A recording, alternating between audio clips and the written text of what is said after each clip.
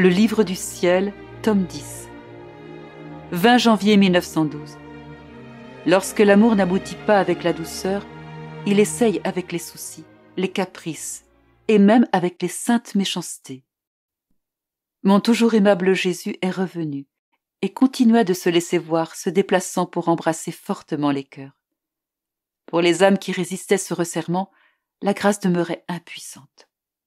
Jésus prenait cette grâce dans son poing et la portait aux peu d'âmes qui le laissaient les embrasser fortement. Il en apporta aussi une bonne part pour moi. En voyant cela, je lui ai dit « Ma douce vie, tu es si bon pour moi en me donnant une partie de la grâce que les autres refusent. Et pourtant, je n'éprouve aucun resserrement. Au contraire, je me sens très large au point que je ne sais pas voir ni la largeur, ni la hauteur, ni la profondeur des confins dans lesquels je me trouve. » Jésus me dit « Ma fille bien-aimée, les âmes qui ne se laissent pas presser très fortement par moi éprouvent mon resserrement. Elles ne peuvent pas entrer pour vivre en moi. Mais pour l'âme qui se laisse presser fortement par moi comme je le veux, elle est déjà passée pour vivre en moi. En vivant en moi, tout est large. Le resserrement n'existe plus. Le resserrement persiste jusqu'à ce que l'âme ait la patience de se laisser presser fortement par moi, au point de défaire son être humain pour pouvoir vivre dans la vie divine. Après, lorsque l'âme a fait le passage pour vivre en moi, je la garde en sécurité et je la laisse se déplacer dans mes interminables confins.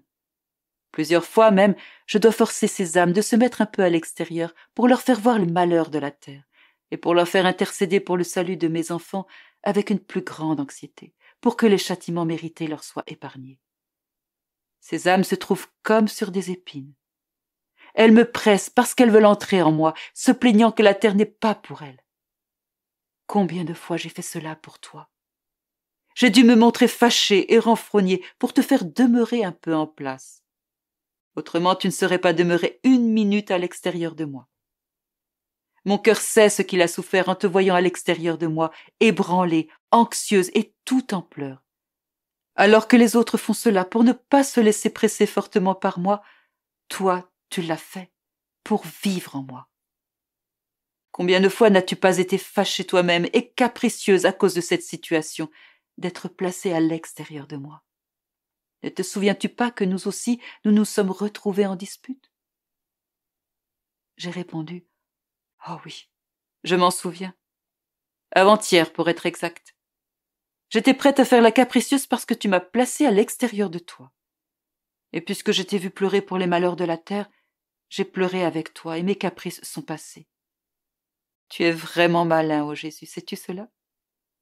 De quoi es-tu malin, petit malin? De l'amour? De donner l'amour? En vue de recevoir de l'amour, tu en arrives à être malin. N'est-ce pas vrai, Jésus? Après un acte capricieux, après une dispute ensemble, est-ce qu'on ne s'aime pas encore davantage? Jésus dit « Certainement, il faut aimer pour pouvoir comprendre ce qu'est l'amour, et lorsque l'amour n'aboutit pas avec la douceur, il essaye avec les soucis, les caprices, et même avec les saintes méchancetés. »